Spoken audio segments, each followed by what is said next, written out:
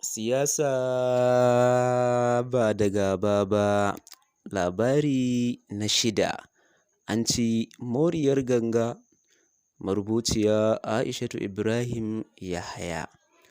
Haƙiƙa ita siyasa rigar 'yanci ce, kuma hanya ce da za a iya bi don kyautata rayuwar al'umma ta hanyar gina matasa, domin su ne ƙashin bayan al'umma kuma su ne manyan gobe.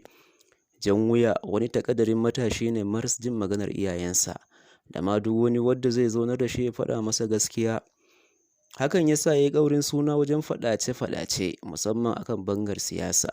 Jan wuya ya ɗauki siyasa da zafi, wadda ta kai ga yana gaba da duk wani wadda ba jam'iyyarsu ɗaya ba. Wannan takadarancin da yake yi ne ya sa shi samun kusanci a wajen ubangidansa a siyasa, wato Alhaji Badau. Alhaji Badau irin 'yan siyasan nan ne da su rasa kujerarsu gara a tayar da garin.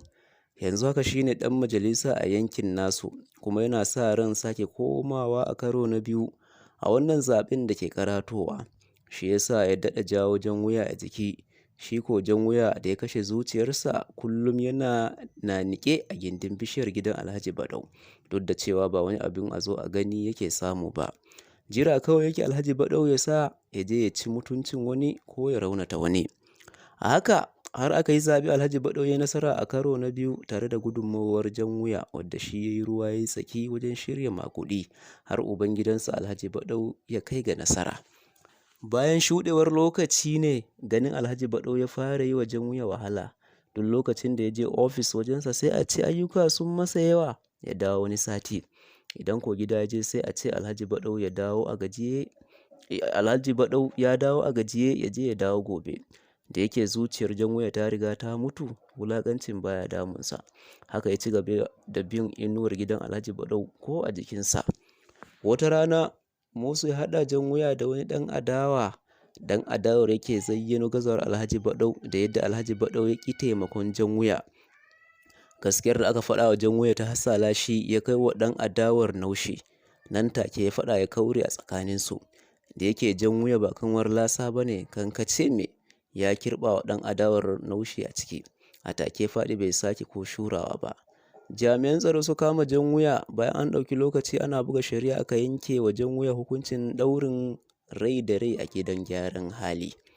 Abin takaici, tun da aka fara shari'ar har aka yanke wa jan wuya hukunci, Alhaji Badau bai taɓa zuwa inda yake ba.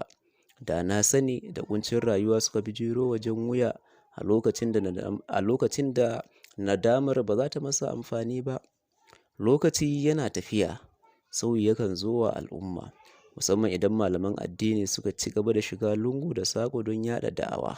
Bayan shuɗewar wasu shekaru a gidan gyaran hali, rayuwar jan wuya ta sauya.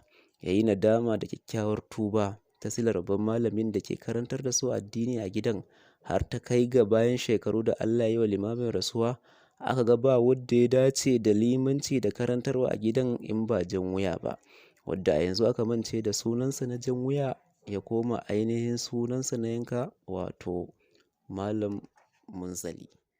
Ƙarshe.